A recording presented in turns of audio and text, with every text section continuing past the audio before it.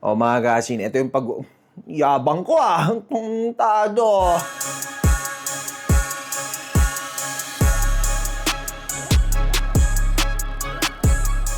So yun mga kasin, so ito yung pag-uusapan natin ngayon. Pag-uusapan natin ngayon mga kasin is yung mga top 5 mga kasin. Top 5 na fitness Filipino toxic mindset. Yan yung mga 5 rason mga kasin kung bakit hindi natin natutuloy yung fitness goals natin. And at the same time mga kasin, hindi lang to fitness goals, but it's about like growth when it comes to mindset. So yung mga ganun kasin, yun yung pag-uusapan natin yun. Tapos, leg day tayo. Parang di ko alam mga kasin kung last na leg day ko na. Hindi pa naman ako mawawala. Pero kasi mga kasin, di ba malapit na yung competition natin. So, ang ginagawa na lang kasi natin mga kasin is nagdi-deplete na lang tayo ng glycogen. We're not pushing the training too hard now. Kasi mga kasin, ilang araw na lang kukumpit na tayo. 6 days away. Kung makita nyo yung setup natin. Di ba? Yung setup natin mga kasin kasi dyan ako mag-e-edit, tas dyan ako manonood ng anime kasi yun. Boku no Pico. Basta yun. And mga kasin, meron din tayong vlog dyan when it comes to building the PC and how to build your fitness career. So parang ganun. Nandun mga kasin, pero i-upload yun saka na. Unahin ko muna to ha. So, ayun, kita-kita tayo dun sa gym. I'll see you in a bit. Number 1 toxic mga kasin na reason kung bakit nagfe-fail yung fitness goals nyo kasi nasanay tayo mga kasin sa environment na nanonormalize yung pagiging unhealthy na lifestyle tsaka habits. Siguro mga kasin narinig nyo na rin to. O ba't ang payat mo na? O bakit ganito? O bakit naman ginagawa mo yan? Bakit naman ganito? Alam nyo kasi mga kasin, kapag naririnig natin yung mga yun, nadi-discourage tayo mga kasin na ituloy yung ginagawa natin. So kunwari sa akin mga kasin, ang daming comment na, Coach, sobrang payat mo na. Ganito yung, ba't ganyan? Good shit ba yan? Ba't namamayat ka? Anong klaseng pinupol yan? Bangus yun. Mga kasin, tignan nyo to. When you start to improve your life, ano yung mga comments mga kasin na naririnig nyo? Nagbago ka. Malamang. Mga kasin, kailangan din natin magbago. Nung gusto mo, ganun na lang forever. Wala nga forever mga kasin eh. You have to change mga kasin. Kasi palagi akong sinasabi, yung pagbabago, it's inevitable. Hindi natin mapipigilan magbago, but it's up to you mga kasin how you want to change. You change for the better or for the worse. So ano yung solution doon mga kasin? Simple lang. Instead na tinatanong mo yung sarili mo mga kasin na normal ba itong ginagawa ko? Ay, normal. Mga kasin sa mundong to, wala nang normal. Hindi nga ako normal eh. Kayo, normal ba kayo? Abnormal, ulol. Lahat tayo tinotoyo. Okay? So, instead na yun yung tinatanong mo mga kasin, ang tanongin mo sa sarili mo, is this helping me in the future? Bakit naman sa future, tantado, malamang babalik ka sa past? Doctor Strange yarn? Hindi ka naman babalik sa past mga kasin eh. So yun, tanongin mo sa sarili mo, nakakatulong ba to sa future ko? Kasi mga kasin, hindi porket normal is nakakatulong sa'yo. Hindi porket normal means growth mga kasin. Sometimes you gotta go extra mile. Sometimes, mga kasin, okay din maging abnormal. If you wanna have something you never had before, mga kasin, then you gotta do something you never did before. Ganun lang naman yun eh. So anyways, next na workout natin is leg extension.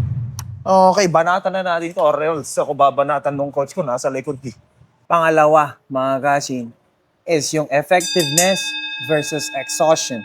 Exhaustion, mga kasin, yung pagkapagod. Akala nyo kasi punishment ang exercise. Hindi, mga kasin. Exercise, mga kasin, is a privilege. Kasi, tingnan mo mga kasin, may mga taong dalawa lang yung paa. And dalawa lang para paa natin. May mga taong may kapansanan, mga kasin, hindi kompleto yung mga piyesa nila. Pero mga kasin, ang dami kong kilala, mga kasin, na kahit may mga ganong kapansanan sila, they still work out. Because they know, mga kasin, that working out is a privilege. Oh, may dalawa kang paa, may dalawa kang kamay, may dalawa kang babae. Uy, wag yun. Puro kayo alam nyo, mahilig kasi kayo yung mga ganyan eh. Para ang babae, para maiba naman, maglalaki tayo. Diba? Okay. O hindi normal yun, hindi common yun. Lalo pag lalaki ka, tapos manglalalaki ka, diba? Malay mo. Para maiba naman, puro kayo mga babae. So akala nyo kasi mga kasin, more is better. No mga kasin, less is more. O kunwari, pag mas pinawisan ako, mas okay. Pag mas masakit, mas okay. Hindi ganun yun, mga kasin. Alam mo yung sinasabi nilang no pain, no gain? Old school na yun. Sa training, mga kasin, and fitness, mga kasin, you just do what you need to do. Hindi mo kailangan mag-workout ng 3 hours unless Andyan yung crush mo. Kahit 6 hours. Magkano pag 6 hours? 800, no? Sogo yarn. Ay, iba pala yun. Mag-set muna ako, ha? O kasi mga kasin, ninonormalize na naman natin yung mga sobra-sobra. Alam niyo ba mga kasin dati? Di ba ganito yung mga tropa? Oh, 2 red horse lang sa'yo. Ako, 15. 15 na red horse. 15 na case. Tantado. 15 na case na red horse. Tapos di ka mag-aambag. Oo, lol. Lakas mo pa mampulutan. Pinupulutan mo pa yung mga kinakainuman mo. Eh. Kahit na nga masama, more is more. Oh, 2 oras ng tulog ko. Tapos suminom pa ako kagabi. Oh, tapos nag-exercise pa ako ng 4 hours. Oh, mga ganon. So, yun, karamihan mga kasin, the reason why nababurnout ka, hindi dahil madami kang ginagawa. It's because you're doing a lot of things that doesn't matter. Sobra mong ginagawa yung mga bagay na wala namang benefit sa'yo. Okay? Kasi in fitness mga kasin, you're overtraining, tapos di ka pa natutulog na maayos, meaning nun, hindi maayos yung recovery mo. Sa tingin mo, mag-grow yung muscles mo? No! Hindi ka nga papayat pero tatagos ka sa pader. Kasi mga kasin, wala ka ng tulog, wala ka pang recovery. Kaya in real life mga kasin, kung makapagtrabaho ka, sagad. Alam pamilya ba binubuhay mo? 5? Tado. Pero I do understand mga kasin na especially in this economy, we really need to work hard. Pero working more mga kasin, that doesn't mean na you're being productive. Ang progress mga kasin nakukuha yan sa structure, sa sustainability, sa consistency, kung ano yung kaya mong gawin repetitively, mga kasin na hindi ka napaburnout. So yun, okay, move on na tayo. Pangatlo, mga kasin, na toxic trait natin when it comes to working out or in general, mga kasin. All out, kasin? All in or nothing? Ganun tayo, mga kasin eh. Yung alam mo yun, yung una, 2 mode yan, kasin. Super motivated, saka wala na. Wala na. O may kilala ba kayong ganito, mga kasin? Unang araw, intro boy, mga kasin, no? No rice. Tantado. Walang bread. Uy! Walang soft drinks. Oh, wala talaga. Tapos, nag-register ng gym membership, nag-workout, 2 hours agad. Tapos, nagka-cardio pa, 3 hours. Alam mo yun, mga kasin? All out. Tapos, 1 week, mang inasal. Hindi na nag-workout. Tapos, yung breakfast, coffee, tsaka yosi. Oh, bakit? Akala nyo, mga kasin, dapat intense agad. Hindi ganun yun. Ang ginagawa nyo kasi mga kasing gusto nyong baguhin yung buhay nyo, gusto nyong makuha yung results in 5 business days. Kasing sa bangko nga, kailangan nila 10 business days para i-process minsan yung pera nyo eh. Diba? Tapos ikaw gusto mo 5 business days, makuha mo yung abs mo, lol. Tapos tatanungin mo yung coach mo, Coach, but wala pa nababago sa katawan ko 3 days na ako. Tantado. May swimming kami sa Sunday. Hindi pwede yun, boy. Ginawa mo kami magician. Hindi naman kami magician eh. Kasi mga kasin, nasanay kayo, naging addicted kayo sa intensity over consistency. Mga kasin, ang consistency, you gotta do that for a long period of time. Ito kasi yung mindset natin minsan mga kasin eh. Akala nyo, pag hinarin nyo na, kapag nag-hire kayo ng coach, makukuha nyo na yung result na gusto nyo. No, mga kasin, parang pag-aaral yan. Hindi porket pumunta ka sa pinaka-prestigious na school, kahit Harvard pa yan. Mga kasin, hindi porket nagbayad ka ng tuition fee, ibig sabihin nag-graduate ka na. Nasa sayo pa rin mga kasin kung mag-a-assignment ka, mag-aaral ka, di ba? Nasa sayo kung papasa ka. Same thing with coaching, mga kasin. Nasa sa'yo kung susundin ba yung sinasabi ng coach mo. Nasa sa'yo if you're gonna do the work or not. Pero naiintindihan ko na mga kasing kasi marami kayo nakikita sa social media na in 2 weeks, get your abs. In 3 weeks, get this. In 4 weeks, ganito. Mga kasing tandaan nyo na, bulbulin na kayo, naniniwala pa kayo doon. Maniwala doon, naka-slimming tea pa kayo. Naniniwala kayo sa mga kape na nakakapayat. Wala ka nga sa kapeling niya mamamayat ka talaga doon mga kasing. So sa fitness mga kasin, if you do things consistently for a long period of time, makakakuha ka ng results. Kahit pa onti-onti lang yan mga kasin, basta consistent ka, you'll get it. Same thing mga kasin sa finances mo. Sa finances mo, pag sahod mo, let's say ang sahod mo, 30 kyaw. Ano ba yung sasave mo, 30 kyaw? Tantado ka ba, may bills ka. So anong gagawin mo? Konti-konti lang yung iipunin mo mga kasing, di ba? O kunwari magtabi ka ng 1,000 kada sahod. In the long term mga kasing, makakaipon ka kahit pa onti-onti. Kesa naman yung 30, linagay mo 30K, tapos next month, susundot. Yung inipon mo, inutang mo rin, di ba? So ang solution dyan mga kasing, don't chase results mga kasing overnight. Ang gawin mo mga kasing, mag-focus ka sa mga habits na kaya mong gawin kahit hindi perfect yung araw mo. Even if the conditions, mga kasin, is not perfect, you can still do it. So, ganun lang naman yun. Mga kasin, so tapos na tayo mag-workout. Sabi ko nga sa inyo, medyo chill lang today. Pero, di pa tayo tapos, mga kasin, kasi we need to finish 15,000 steps. May, ako dito, stepper sa baba, kung hindi nyo kasi nakikita. So, yan, yan mga bossing, yan. So, 15,000 steps, mga kasin, anong oras na? 8:25. So, while I'm working, mga kasin, yun yung gagawin natin. Cardio pa rin. Pang-apat, mga kasin, ito yung palagi kong naririnig nyo din. Paano yung mas mabilis? Coach, 3 months siguro kaya, no?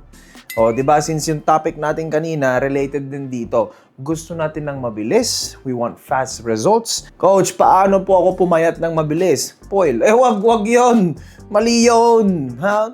Wag yun. Gusto mabilis na transformation. Gusto mabilis na pera. Gusto mabilis lahat. Bakit ba kayo nagmamadali? Saan ba kayo pupunta? Mamamatay na ba kayo bukas? Di naman, di ba? I get it, mga kasin. Gusto natin gumanda yung buhay natin. Pero mga kasin, hindi kasi ganun yung kadali. Okay? Tsaka hindi dapat yun yung ine-aim nyo muna. Kasi mga kasin, palagi kong sinasabi, in fitness, mga kasin, the goal, mga kasin, hindi yung malita, iba yung dagol yun sa going bulilit yun. The goal, mga kasin, is not to be in shape, but to stay in shape. Sa negosyo naman, mga kasin, the goal is hindi magka-business. The goal is to stay in the business. Sa relasyon, mga kasin, the goal is not to marry, but to stay married. Sa career naman, mga kasin, the goal is not to be in the career. The goal is to stay long in your career. Pero mga kasin, hindi kayo tatagal doon if you guys don't have the foundation. Ang problema kasi, mga kasin, kapag chine-chase mo lang o nahabol mo lang yung taong hindi ka naman gusto, iba pala yun. Pag inahabol mo lang, mga kasin, is yung results. And you don't have the foundation, you don't have the discipline and habits para i-maintain yung mga kasin, hindi ka tatagal doon. Kailangan mo ng matibay na pundasyon, mga kasin, para masustain mo yung health mo, masustain mo yung career mo, masustain mo yung relationship mo. Tandado! Kung wala kang mga pinagdaanan, mga kasin, if you don't go through the process, hindi ka matututo. Okay, let's say, mga kasin, magician ako. Binigyan kita ng magandang katawan, pero hindi mo alam i-sustain, hindi mo alam mag-diet, hindi mo alam mag-exercise. Babalik ka rin, mga kasin. Babalik ka kung saan man yung base mo. Kung mataba ka dati o payat ka dati, babalik ka dun. Kasi nga, wala kang knowledge para dun, mga kasin. So that's why you need to build it up. Same thing, mga kasin, sa career mo. Same thing with your relationship. Pag di mo alam magpatawad, mga kasin, di don't pambarak. Ba ako patawad? Lol. Ay, hindi pala. Dapat pala marunong kayo magpatawad. Ganun, mga kasin. Same thing with the finances, mga kasin. Kapag binigyan kita ng 1,007 million, pero di mo alam mag-budget, puro ka gasto, puro ka pa ganun, you can't sustain it, mga kasin. You can't keep it for long. Kailangan mong paikutin. Ang gusto mo lang kasi ikaw yung pinapaikot eh. Pinaikot-ikot at dinurog-durog. Laging mayroong umagang kay ganda. Ba't ibang yung lyrics yun? Basta yun, mga kasin, if you get what I mean. And I get it, mga kasin, kung bakit ayaw natin sa basic, because it's boring. Mga kasin, yung mga boring na ginagawa nyo paulit-ulit, dun yung mamamaster, mga kasin, yung ginagawa nyo. And if you master that thing, edi gagaling kayo. Di ba? So instead na bumili na kayo ng mga supplement, kumuha ng mga di nyo kailangan. Tanungin nyo muna yung sarili nyo, na-master ko na ba yung basic para mag-advance na ako dito? Kasi sumakses ka advance Pero hindi pa mga kasin. Kailangan mo munang ayusin yung base mo before tayo mag-supplementation when it comes to fitness. Bago ka mag-invest sa mga bagay like stocks, hindi mo pa nga alam kung ano yung stocks. Ano ba yung stocks? Ang alam ko na stocks yung yung sa kusina, yung pinagpakuluan o ibang stock yun. Baka stock ng motor. Kasi, mga kasin, ang shortcut, pwede lang mangyari yan pag alam mo na yung mapa. Kung hindi mo pa alam yung mapa, mga kasin, hindi mo pa na-unlock yung bagong map, hindi mo alam yung shortcut. Magsa-shortcut ka yung shortcut mahaba pala. Paano naging shortcut yun? Di ba? So, stop chasing shortcuts, okay? Huwag kayong makinig sa mga sa mga nagsasabi na gusto mo bilis na pera, paluwagan. Tantado, huwag yun, okay? Tandaan nyo, minsan easy money, easy din mawala. Minsan easy body, 150. Iba yun. So, yun. And lastly, mga kasin, is yung manyana habit. Mamaya na ako mag-workout. Mamaya na ako mag-iipon. Mamaya ako na ayusin yung relasyon ko. Mamaya na ako magluluto kasi, hindi pa naman ako gutom. I know, mga kasin, kasi ganun din naman ako dati. Mamaya na ako gagawin yan. Crunchy. Ang tawag doon mga kasin is procrastination. Iba yung prostate, iba yun ha. Ang problema kasi doon mga kasin, kapag nagpro-procrastinate tayo, dinedelay nyo yung growth nyo. Hindi nyo naman sinisira yung buhay nyo, just dinedelay nyo lang yung growth nyo. Kasi ganito coach, gusto ko mag-gym pero di ko alam yung gagawin. Ganun talaga mga kasin, you learn as you go. So kumbaga, punta ka muna doon. Kasi mga kasin, pupunta ka doon, may makikilala ka naman, tas yung owner, malay mo, pogi, di bonus mo yun, di ba? Tado kung maganda, Kasi ako, ayoko na sa loyal ako, boy. So, sa inyo na yun. So, kunwari mga kasin yun, tuturuan ka naman nung may-ari o kung sino man yung nagbabantay doon kung sakali. May mga dyan mga kasin, mababait na coach, they give stuff for free. Tsaka manood ka kasi sa YouTube ko, ang dami kong tinuturong libre, tapos ayaw panoorin. O akala nyo sa fitness lang to? Hindi, mga kasin, sa finances mo din, sa relasyon. Tignan mo, may isa kang kaibigan na kaka-break up lang, may jowa agad. 3 months rule. Lol. Tado, wag ako. Di ako pinanganak kahapon. Di ba? You jump to another relationship right away. Hindi ka naman nagtanong, bakit may nagturo ba sa'yo magmahal? Uy! Hoy! Lalandi nyo, di ba? Mga kasin, if you stop procrastinating and you just go with the flow, matututo ka, mga kasin. Kasi mas marami pa rin nagagawa yung doer kaysa sa planner. Kasi yung plano kasi, nagpaplano ka lang, wala ka nang ginagawa. Ang doer, mga kasin, sige, nagkamali, pero at least natuto. Kung natuto, at least alam na next time kung ano yung gagawin, tsaka hindi dapat gagawin, di ba? Sa finances mo, ganun din. Kasi ang problema, mga kasin, you guys are waiting for the perfect timing. Para magsimula, mga kasin, walang perfect timing. The right time to start, mga kasin, is now, hindi bukas, hindi mamaya, ngayon. Sige. Kasi mamaya, pag gabi na, tapos patulog ka na, hindi bukas mo na gawin lang. Huwag ka naman bumangon na. Matulog ka na. Importante din yung recovery mo. So yun mga kasin, start doing things right away as much as you can.